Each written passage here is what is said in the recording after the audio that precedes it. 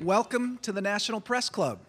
My name is John Hughes. I'm an editor for Bloomberg First Word. That's Bloomberg News' breaking news desk here in Washington. And I am also the president of the National Press Club. Our guest today is Bob Bowlsby. He's the fourth full-time commissioner of the Big 12 Conference, and he's going to talk with us today about college athletics. First, I want to introduce our distinguished head table. This table includes guests of the speaker as well as National Press Club members. From the audience's right, Kevin Wensing, retired Navy captain and a member of the Press Club Speakers Committee. Michael Phelps, former publisher of the Washington Examiner. Lauren Lewis, former Fox News channel producer.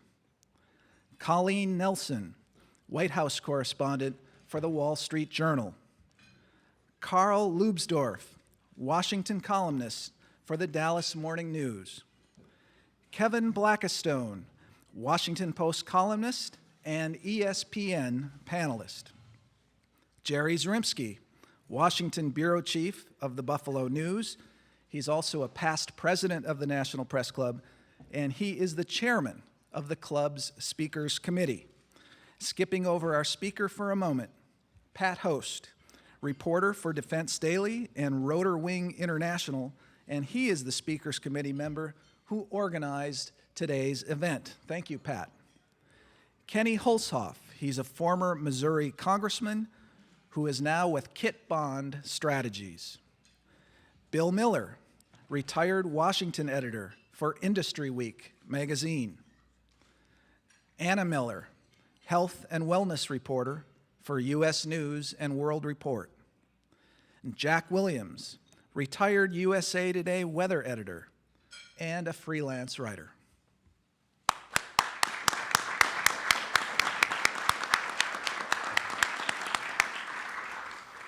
I also want to welcome our C-SPAN and public radio audiences.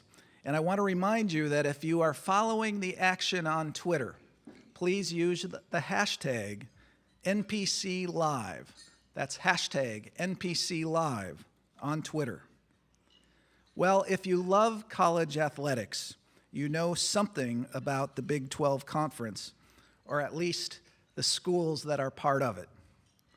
There's Baylor, Iowa State, Kansas, Kansas State, Oklahoma, Oklahoma State, TCU, Texas, Texas Tech, and West Virginia. Note to all college math majors, there are 10 teams in the Big 12. And by the way, there are 14 teams in the Big 10. There will be a test after class. The Big 12 faces more than a math issue, of course, in today's era of league realignment and playoffs in what has become big-time college football. Last year, the Big 12's two best teams missed the playoffs, largely because they both finished with one loss and thus tied for their league title. Our guest today, Mr. Bowlsby, is working hard to make sure that doesn't happen again. He's established a new football tiebreaker for the league after last year's playoff miss. And despite the math issue I mentioned earlier, he's ruled out conference expansion in the near future. Meanwhile, he has become a leader in off-field issues. He's advocated for regulations that prohibit schools from accepting transfer athletes with past disciplinary issues, including sexual violence. He has spoken out against co-opting the use of players' names in daily fantasy sports, calling it gambling. He's denounced cable networks' use of what he calls betting-friendly coverage. As a native of Waterloo, Iowa, Mr. Bowlsby has been leading the Big 12 for a little more than 3 years. Conference teams achieved 7 national championships in his first 3 years, and the Big 12 set a record for revenue in 2014-2015, reaching $253 million. Given that Bowlsby has been outspoken on so many college sports matters, we invited him to the National Press Club to share his thoughts. So please join me in giving a warm National Press Club welcome to Big 12 Commissioner Bob Bowlsby.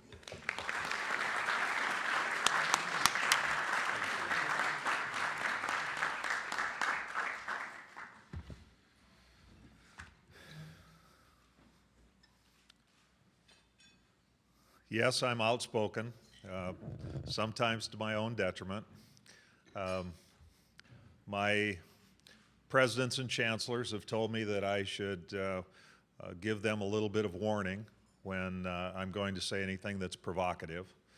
I didn't call any of them today, but so my notes are not overly provocative. Your questions may get me into a situation where I get in trouble with my bosses, and so please spare me. I come with apologies for missing last year. I was just about ready to come to Washington, D.C., and my friend and Washington, D.C. mentor, Kenny Holshoff, had been getting me in to see senators and representatives in anticipation of what might happen with the National Labor Relations Board or with some of the 13 class action lawsuits that we're a part of. And we were planning yet another round of visits in Washington, D.C. when on the Thursday before the OU-Texas football game, which you may know in Dallas is a pretty big deal, the Red River rivalry was just about to happen when I learned that I had a torn retina in my left eye. And I said, well, maybe we can get it fixed over Thanksgiving. And they said, we're going to do surgery this afternoon or tomorrow morning.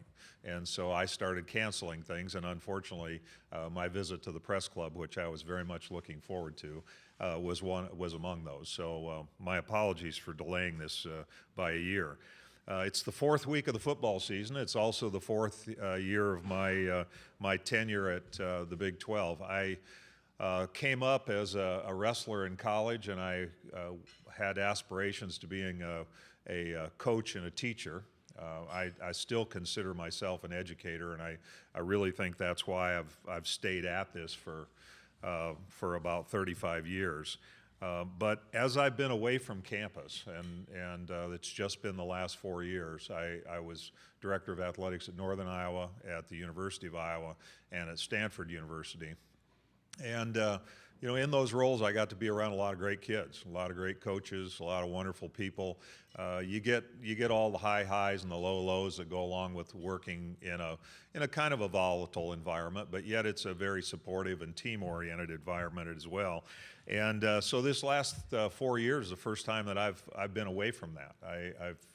I really miss the energy that comes with a campus at the end of August and beginning of September. This time of year, you can't replicate the energy that's there. And I honestly even miss some of the knucklehead stuff that you know, 18, 19, 20-year-olds do. And Lord knows there's plenty of those kinds of things. But being away from the good stuff that goes along on campus has really reminded me and kind of led me to look at the enterprise of athletics just a little differently. And as John mentioned, I have been critical of some of the things that we've been doing and not doing in intercollegiate athletics. And the preponderance of opportunities and experiences, the vast majority of the people are unbelievably positive. It's a great thing. You know, one of the things that kind of goes without being noticed too much is 1 out of every 5 Division I college athletes is a first-generation college student. 1 out of 5. That's pretty remarkable. It's the athletic scholarship program at America's universities is the second largest scholarship program in the history of the United States, second only to the GI Bill. It is a remarkable success story, and yet when you begin the process of looking at how the sausage is made, there's plenty of stuff in there that I'm not proud of. and I don't think others should be proud of either. Now, you can stay at it. I'm 63 years old. I told the people at the Big 12 I wanted to work another 10 years when I took the job, and I guess I'll probably do that. But I don't really expect to move anyplace else. And it would probably be fairly easy just to say, this is what it is, and I'll live with it and collect my check on the 20th of the month, and we'll go on our merry way. Anybody that knows me very well will tell you I'm not wired that way. And part of the reason why I took the job is because I felt like I could have more of an opportunity to affect change at the national level as a conference commissioner than I could as the director of athletics at Stanford University. And so I've begun the process of digging into how the sausage is made. And whether you want to go down the path and chew on your Braunschweiger or your salami or your summer sausage and not really look into how it's made, or the other alternative is to dig deep and look at the things with eyes wide open that ought to change, things that we don't like, things that might not be right for young people, things that might not be right within the context of higher education. I prefer to do the latter. I have spent time trying to get involved in the things that will make a difference. And, we've got 350 Division I athletic programs, Division I universities. And these universities range in budget from $3 million on one end to almost $200 million on the other end. And yet we all try and play in the men's basketball tournament, the women's basketball tournament. We try and make rules that paint all of those organizations with a single brush. What's a great decision at the University of Oklahoma may be an awful decision at Northern Iowa, where I spent some time, and maybe an even worse decision at Siena, if you think about what their needs might be.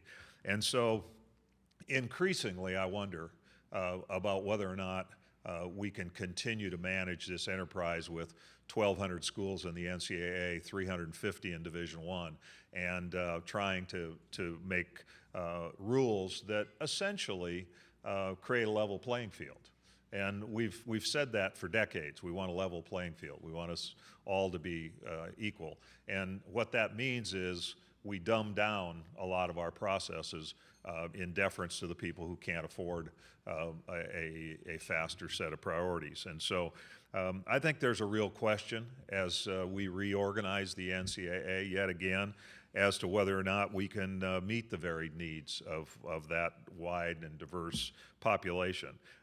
This is an infinitely more complex environment than the NFL or the NBA or Major League Baseball. When you think about having 32 entities managed by a group of people who actually own the businesses, and the decision processes that go into it, it's not even close. Mark Emmert has an extraordinarily difficult job because the president, although he's called the president of the NCAA, really has no power except that which is given to him by his board of directors. And so it's very difficult to affect meaningful change. We have a new governance structure. We're being helped right now by the courts. We have gotten some favorable outcomes. We've gotten some disfavorable outcomes. But we are in a period of significant evolution. We are, there are things going on right now in college athletics that we really never thought would happen. Think about Friday night used to be completely sacrosanct. We would never put college games on Friday night. Well, now we play Friday night, Thursday night, Wednesday night, Tuesday night, in search of the Holy Grail, which is TV money. We are routinely selling alcohol at college games, despite the fact that 3/4 of the college undergraduates are underage. Now, they don't constitute the majority of most crowds, but it's still highly symbolic in some obvious ways. And the other thing is, we're starting to see a proliferation around gambling that is really quite remarkable. And at a time when we're trying to delineate the differences between the collegiate experience and the professional experience, if it looks like a duck and walks like a duck and talks like a duck, pretty soon it's hard to determine that it's not a duck. And that's really where we are. We have cover alerts on our television coverage now. Point spreads are routinely promoted. Some of the fantasy games that are weekly and daily games, you're never going to convince me it's not gambling. Is there skill involved? Yeah, there's skill involved. Well, there's skill involved in blackjack too, but this is gambling. You're wagering money and taking your chance on winning. And oh, by the way, just like they didn't build all the big buildings in Las Vegas on the backs of winners, they're not giving away $1 million checks on the backs of winners either. There are a lot of people losing significant amounts of money in these games. And FanDuel and DraftKings, 3 weekends in a row, were the largest purchasers of advertising on ESPN and Fox, without any real comparison. At the same time, we see all these troubling trends. There are a lot of interesting fundamental questions that I think we can ask ourselves. Is there an appetite or even a need to create policies and procedures that differentiate college sports from the professional sports? Is it even feasible to think about it? If educational leaders don't do it, if class action lawsuits don't change the way you operate, then what is it that's going to accomplish any sort of meaningful change? We think about most of the lawsuits that we're involved in are a result of the difference between room, board, books, tuition, and fees and what it really costs to go to school, which is called the full cost of attendance.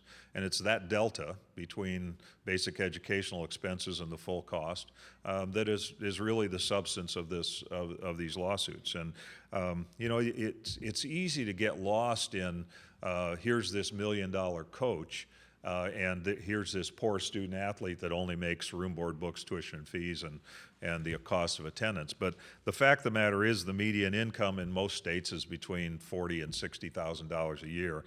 The average value of a college athletic scholarship on a full ride basis is, with all the bells and whistles and academic support and sports medicine and all the things that go along with it, is easily between $80,000 and $125,000 a year. So there's certainly the argument, if you're going to be compensated, aren't you perhaps fairly compensated already? And by the way, there are some fairly significant lifetime implications to getting a college education. I really believe in the model, and I really believe that it's important for that 20% of our student population who's never had a relative go to college, that happens. Those are important societal things for us. So, we have to do what's right for young people, and the fact is, we finally, with the help of the courts, have gotten to the point where we could legitimately provide something more than room, board, books, tuition, and fees. And I was on the NCAA Financial Aid and Amateurism Committee in 1987 when we came up with a revolutionary new idea. We were going to provide room, board, books, tuition, fees, and $2,000 a year. Well, it got shot down by people who couldn't afford it then. It's gotten shot down about 4 or 5 times since then. And I would submit to you, we could have avoided all of these lawsuits had we been able to get that passed. And finally, we have been able to do it with the help of the Ninth Circuit in California. Other questions, can there be a legitimate and viable developmental opportunity for young people who are unprepared to go to college and really uninterested in a college education?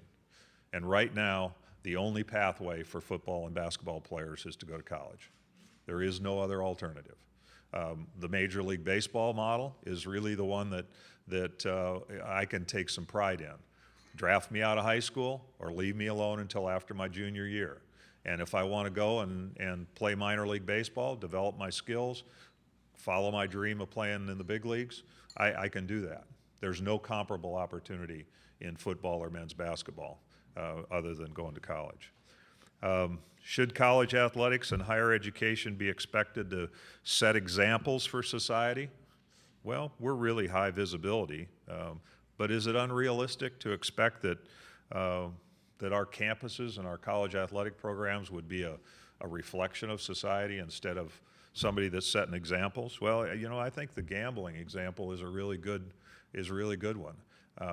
We all remember the day when we didn't have any state lotteries, or they were really limited. People played numbers games. Organized crime made a lot of money at it. The public really wanted lotteries, and now I think every state has its own lottery. We have a national lottery. It's something the public wanted. We legitimized it, and a lot of the illegal opportunities went away. But right now, gambling, I believe I'm correct when I say it's illegal in 49 states, and yet ESPN and Fox insist upon carrying betting lines on college football games and pro football games, for that matter. Our student athletes are spending an enormous amount of time in pursuit of excellence, and some of it they do on their own. Some of it they are pushed into by coaches, but every institution keeps track of what's called countable athletic-related activities. And this rule hasn't been reevaluated for probably since 1991 when it was put in place.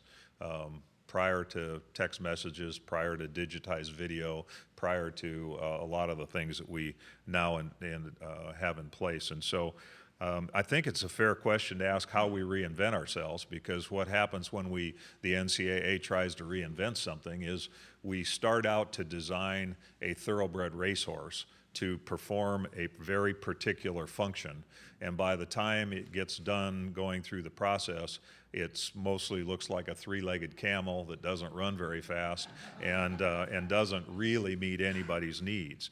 And so how do ADs and presidents affect genuine change where change is necessary, retaining all the good things that are right about intercollegiate athletics, and do it in an environment where by virtual universal acknowledgement, their coaches sometimes exercise influence over regents and trustees, and athletic directors and presidents find themselves in very compromising positions when they advocate for real change. How do we seek to manage transfers from one university to another? We have coaches that jump all over every place, leave their contracts before their completion. We have institutions that fire their coaches years short of the commitment that they said that they would give them. And yet we find that in men's basketball, almost 50% of Division I men's basketball players transfer at least once in their career. Almost 50%. I mean, that's an embarrassment to higher education. It makes a mockery of it. As I said, we've had a few positive outcomes. The National Labor Relations Board deciding not to deal with the Northwestern unionization issue. I do think that there'll be a time, and I'm glad the unionization process is cooled for right now. But the fact is, and it will probably be in the sport of men's basketball, there will be a day in the future when the popcorn is popped, the TV cameras are there, the fans are in the stands, and the team decides they're not going to play. Mark my words, we will see that in the years ahead. And we saw some of it for other reasons in the 70s, but I really believe that we aren't finished with the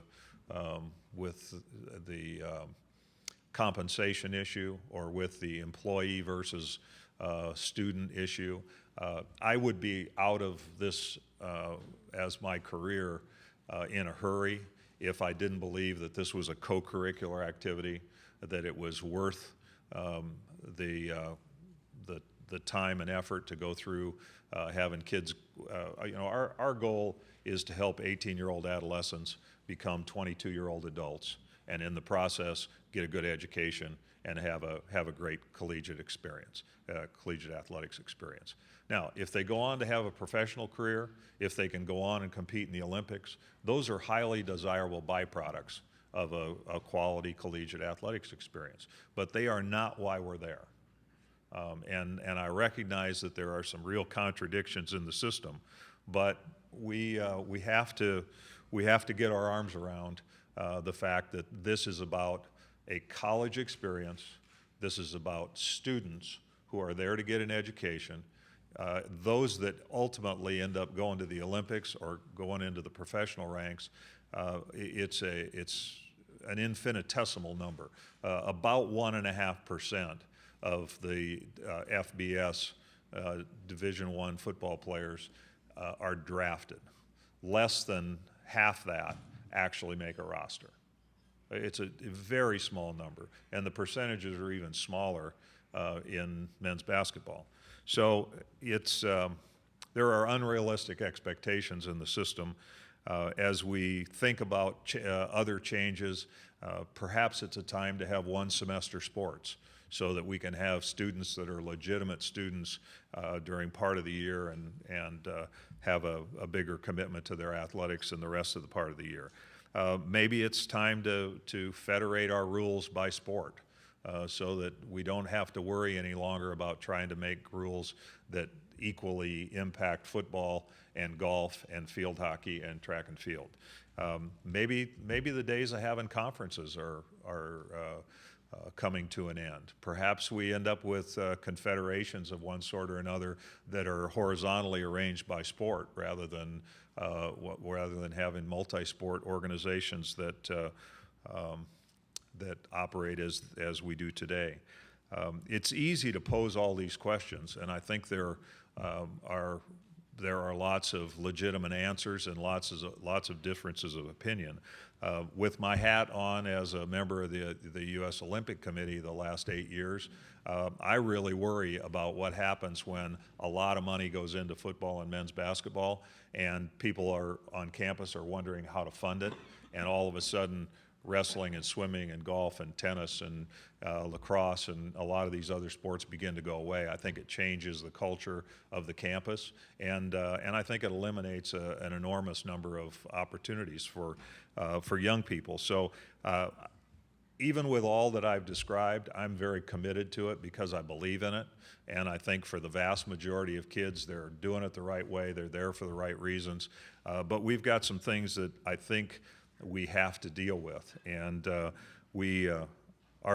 I'm committed to the task. I believe in the mission. I think it's a terrific leadership laboratory, but if we're not forthright in at least advocating for the things that would be appropriate changes, I just think that we are going to be constantly facing what we've been facing the last 3 years, and that is what we say we're going to do, what we articulate as our philosophy and our principles is inconsistent with our actions.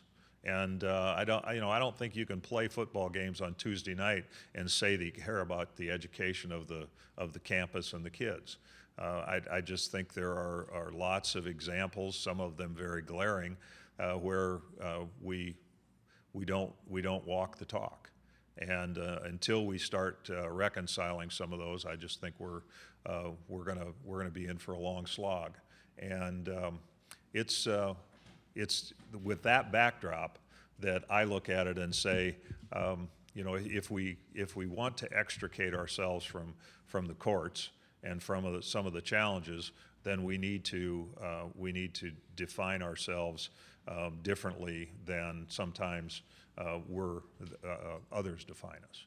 And so I'm excited about the challenge. I'm a little bit tired from the challenge. I really didn't. All of the lawsuits came after I signed a contract to come to the Big 12, and I've now learned more about Article 1 of Sherman Antitrust than I ever thought I needed to know.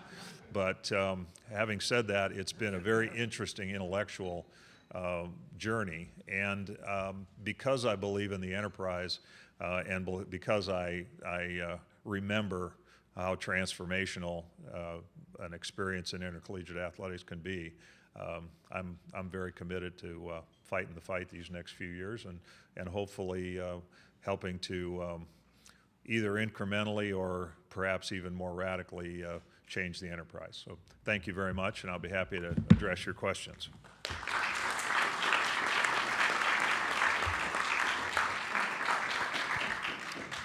Thank you so much, Bob. College sports has become such a big money enterprise in every respect. Some of the reforms that you talk about, whether it's transfers, alcohol in stadiums, betting, is it really the big money nature that is preventing these reforms, or is that oversimplifying it, that it's about the money? I don't think there's any question about it. All of the things that I talked about, the gambling and the alcohol and the playing all over the calendar, they're all driven by money. And they're driven by a need to try and chase that holy grail. And I think that one of the things we did with regard to autonomy is we sought to not draw any bright lines. The 5 conferences, the Big 12, the SEC, the Pac-12, the Big 10, and the ACC, believed that the student athletes in our programs were highly recruited. They had some challenges with agents, and they had experiential things that were different than the vast majority of the other student athletes. And that's the reason we went down the path of trying to have some control over our own fate. But when we did that, we didn't want to draw any bright lines and say, you can participate with us and you can't participate with us. Anybody that wants to play by the same rules that we want to play by can do so. We just don't want to be told by a minority of 300 that we can't operate our own programs. And I think many thought that it would be a runaway train when the 5 of us had the opportunity to set some of our own rules. And in fact, most of our rules changes have been around restrictions rather than around expansions. And so, but you're right, it is all about money. And it's about people without money trying to keep up with those that have money, and that makes for strange bedfellows, obviously. If we pay college athletes salaries, in other words, more than just an allowance, will we get athletes whose lives are ruined by too much too soon? Would there be a downside to paying athletes salaries? Well, that's a great question, and the one thing I will say is college athletes aren't any better at handling their resources than any other college student.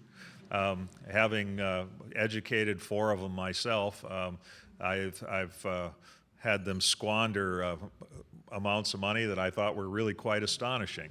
But I do think that over a very long period of time, we have invited students to campus fully with the acknowledgement that some of them have no opportunity for resource support from home. And we've said, we're going to give you room, board, books, tuition, fees, and you should be happy with it, even though we know they don't have pocket money, they don't have any discretionary money, they don't have money to go home.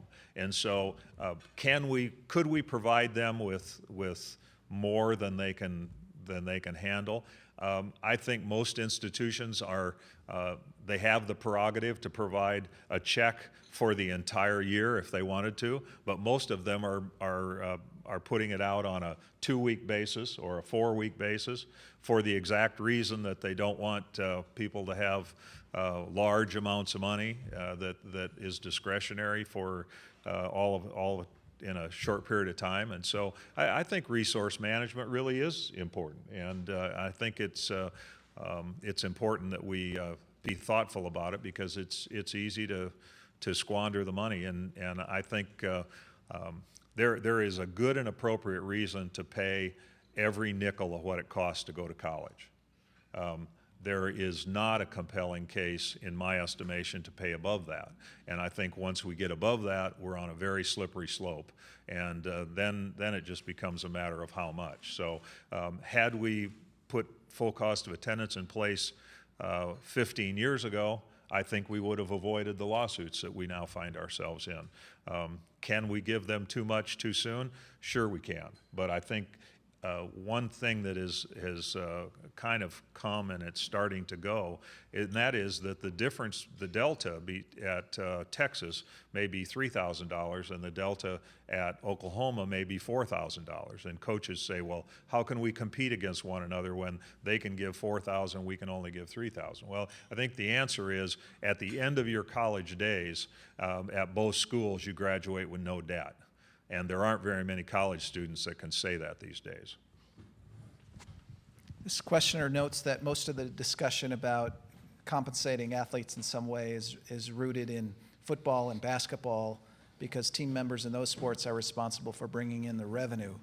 If football and basketball players eventually get compensated in some way, how do you feel about members of tennis or gymnastics, swimming, non-revenue sports teams? Should they also get some kind of compensation? Well, as a former college wrestler, I would suggest that none of the football and basketball players worked any harder than I did. And I think that if you apply any form of the labor theory of value, I think you would say that they all work hard and they all deserve some incidental expense money, which they are in fact now getting. That the rule surrounding cost of attendance doesn't just apply to football and basketball, but yes, they are the ones that are generating it.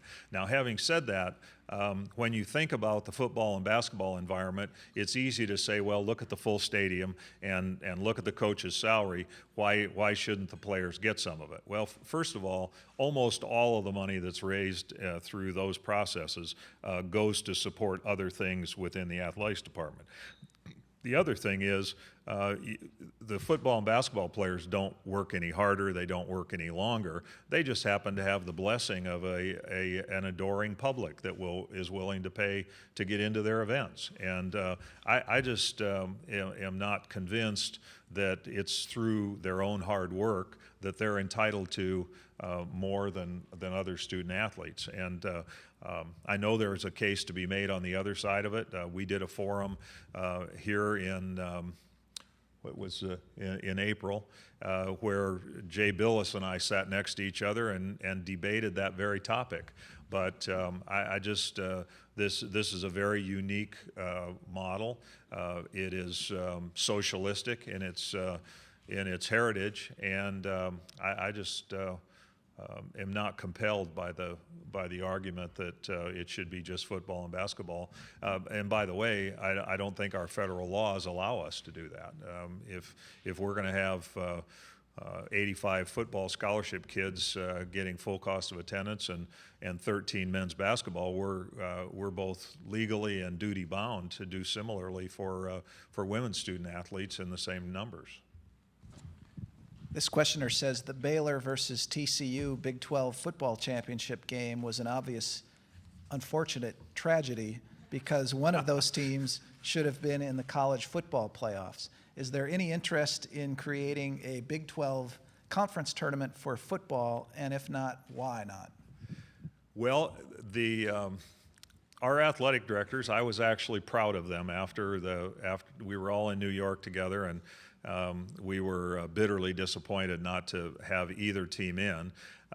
There were those among the fan bases that thought we ought to be, that I ought to intervene and say, since we have a rule that says we have co-champions in virtually every sport, and so obviously you can't change that rule in the middle of the year.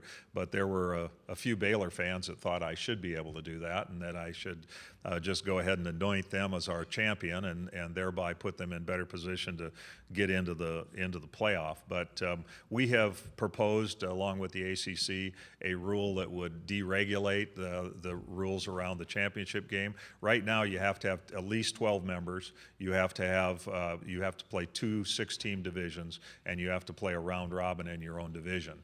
We've asked to have those rules deregulated, and if that happens, we'll be able to have a championship game with 10 members members, and I can't honestly tell you if we'll do it or not. I actually think that our path to the playoff in many years may be preferable to those that put their two best teams against each other in a game late in the season, because your best team doesn't always win. In fact, our history with a Big 12 championship game is that our better team got beat about 50% of the time. So our pathway might end up being favorable to the conference playoff. This questioner says most Division I athletic departments run a deficit. Why is that? They spend too much. And we'd like to think they could get their budgets in line with all that money coming in, so what's wrong? You would like to think that, yeah.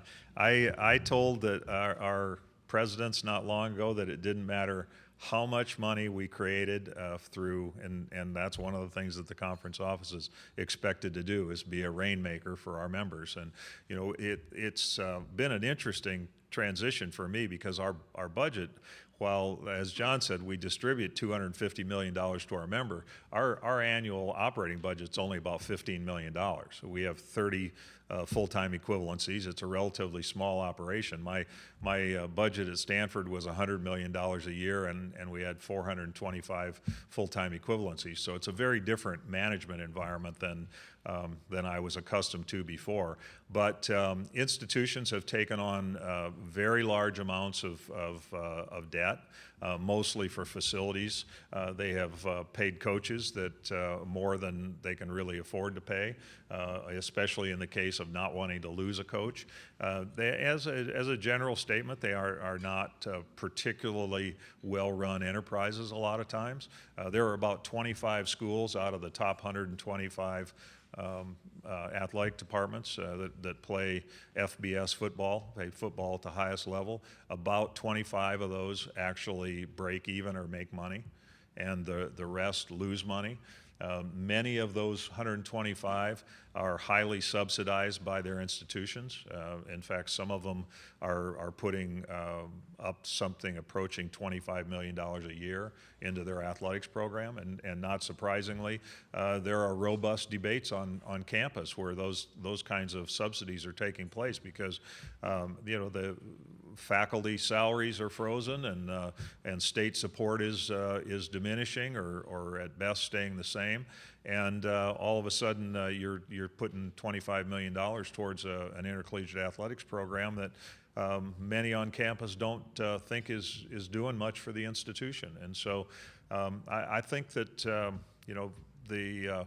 there are bad decisions being made in terms of not only how much is being spent, but what it's being spent on. And then some of it is structural too. We require that if you're going to play in Division I, you have at least 16 sports programs.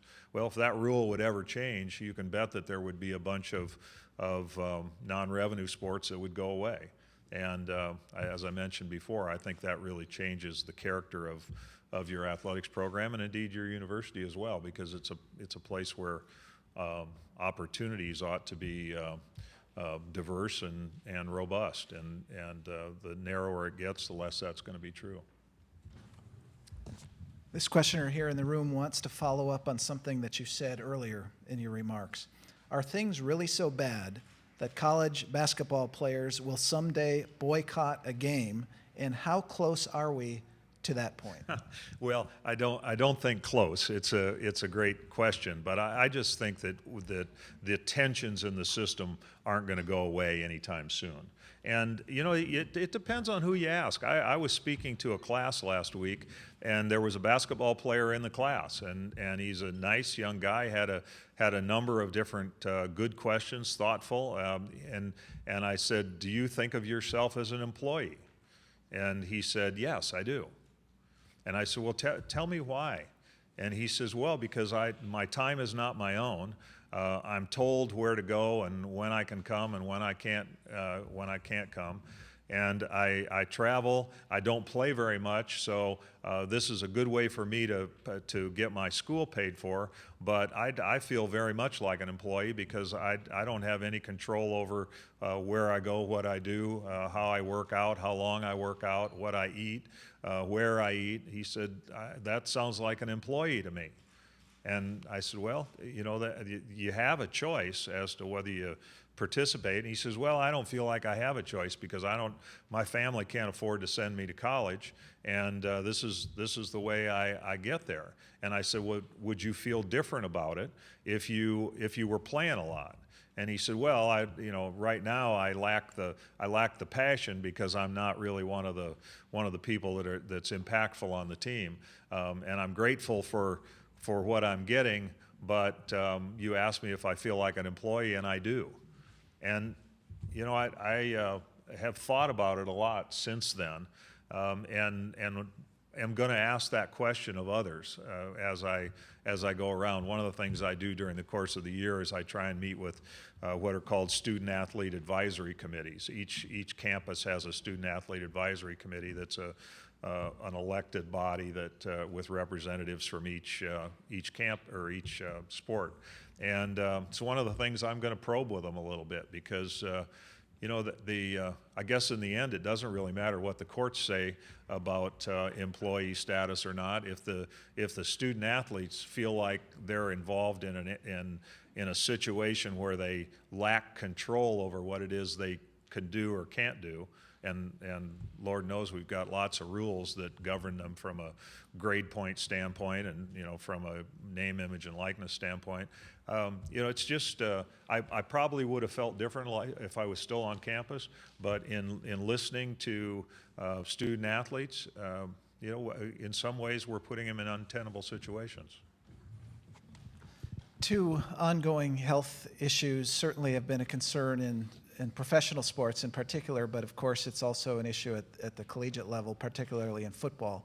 One being concussions. There was another major study out this weekend on the effects of concussions and ongoing brain injuries in later years, and also performance-enhancing drugs.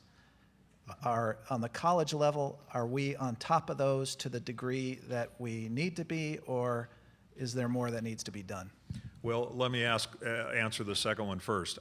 My opinion is we need to do more with regard to performance-enhancing drugs. The testing has been almost completely left to institutional prerogative, and there is wide variance as to how the policies work and how often they're tested and what they're tested for and the like. There is also a fair amount of variance in how the NCAA testing program goes, and I just think it's an area that we probably need to spend some more time on. I don't think we do as much as the national governing bodies in our Olympic programs, and I think we can probably do better. I don't know if it's a conference-initiated program. We have a random drug testing program in the Big 12, and I think most conferences do. But we're really testing a very, very small number of the total athletes on each campus. I think we end up testing between 40 and 60 on each campus, so it really is not all that impactful. And I think we probably have more that we can do. In the case of the concussions, we have really tried to lead on that. The Big 12 has just put in place a rule that cut our full contact practices by 50% going into this year. We went from 3 days a week to 2 days a week. We are still higher than what the NFL allows. The NFL only allows 11 days of full contact after the first game, and so we're, in my estimation, in a little bit of a compromising position, but we're better than the national rule. The issue of concussions is obviously acute in college football, and we've changed the rules to make helmet-to-helmet contact and targeting illegal, and including ejections, and it really has changed the way people play the game. We still call it once in a while, but it isn't like it was 2 or 3 years ago. And the interesting thing about that is one of two things happens if you target somebody in practice. You do it to one of your teammates. And by targeting it, I'm talking about helmet-to-helmet contact where you're launching against another person's head. One of two things happen. Either the coach takes you out and sits you down and gives you a real understanding of his displeasure, or the teammates take care of it. And so why would we allow in a game teams to target other players, especially defenseless players, and high-five each other when they come to the sidelines on the same thing that we would punish them for if they did it in practice? And so we've come a long ways with the targeting, and I think we'll continue to come a long ways. There is virtually no longitudinal study in place right now. They're in the early stages of it.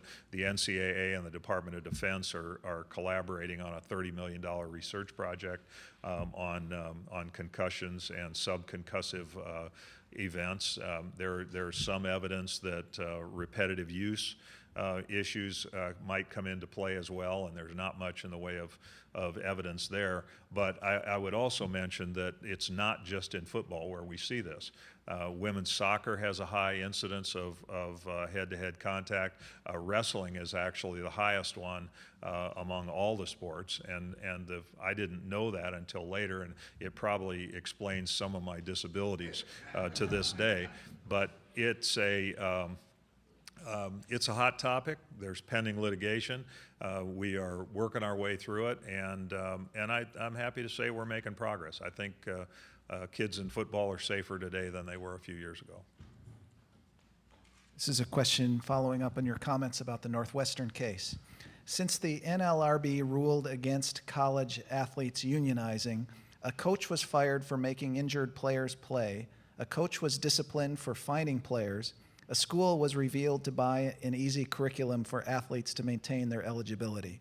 Against that backdrop, why shouldn't athletes have representation like other workers?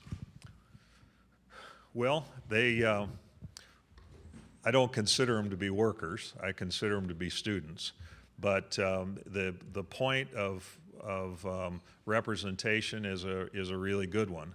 And I think it's really the Achilles heel for a lot of our campuses. It is a very fine line between motivating someone to go where they might not be able to take themselves and being abusive. It's a very fine line. We want to push young people, and it's true in high school, it's true in college, it's true in the professional ranks. You want to. That's what coaches do. They push people to places they can't go themselves or couldn't readily get there themselves. But it isn't very far past that line that it becomes abusive. And so it's I think it's altogether legitimate, and we rely on people of goodwill to manage the programs and make sure that coaches are not doing the things that you noted. And there are, like any other profession, there are failures. We're not infallible, that's for sure. The conference doesn't get too much involved in that, but having spent 32 years on campus, I've done a lot of, I've had to do a lot of interventions when coaches have behaved badly. And would student athletes have been served well by having an advocate? Typically, it was their parents that did that, but not all our kids come from the kind of family environment where they can count on parental assistance. And I don't know how you allow advocates and then also not have those advocates get involved in such things as playing time and who gets featured and how how the program gets run. I just it's a little bit of a slippery slope, but I recognize that 18-year-olds need advice. We are almost out of time, but before I ask the last question, I have some housekeeping. The National Press Club is the world's leading professional organization for journalists, and we fight for a free press worldwide. To learn more about the National Press Club, go to our website, that's press.org. And to donate to our nonprofit Journalism Institute, visit press.org/institute. I'd also like to remind you about some upcoming speakers. National Endowment for the Arts Chair Jane Chu will address a National Press Club breakfast next Monday, September 28th. On September 30th, Education Secretary Arnie Duncan will speak at a Press Club luncheon. And on October 1st, the National Press Club welcomes Latvia President Raimonds Vajonis for a luncheon address. I would now like to present our guest with really a good reason why it was worth coming here after postponing for a year, because this is the greatest of all trophies, really. It would be right at home in a Big 12 trophy case. So I want to present you with the National Press Club mug. Thank you very much. Congratulations. Thank you.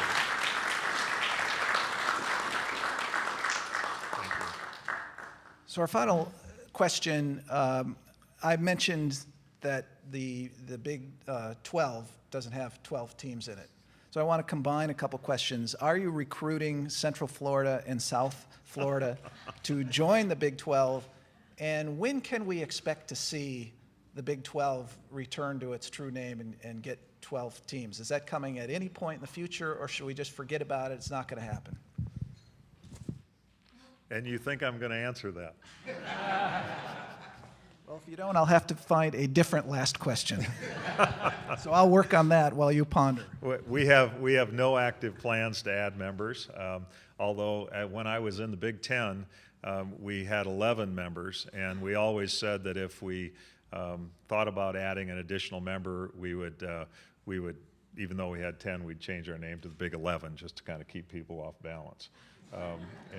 So I can't comment on specific institutions, but we have a composition committee that is comprised of 3 of our presidents, and we constantly monitor the environment and look at the landscape.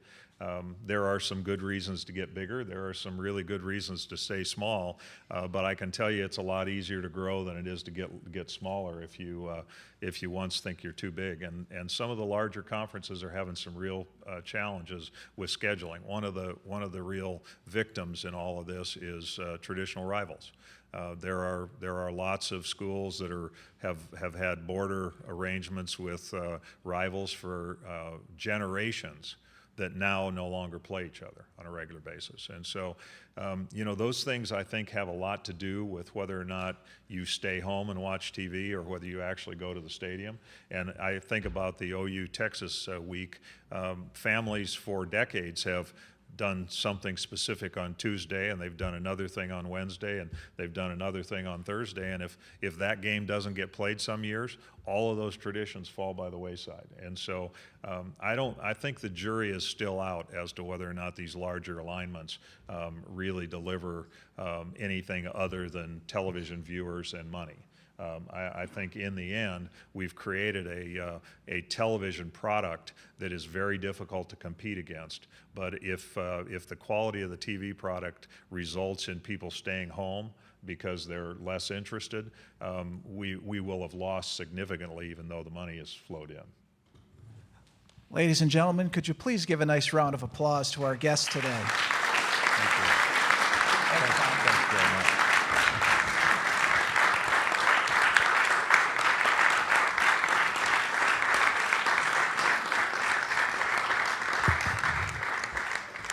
I'd also like to thank the National Press Club staff, including its Journalism Institute and Broadcast Center, for organizing and supporting today's event. If you would like a copy of today's program or to learn more about the National Press Club, remember you can go to that website. That's press.org. Thank you very much. We are adjourned.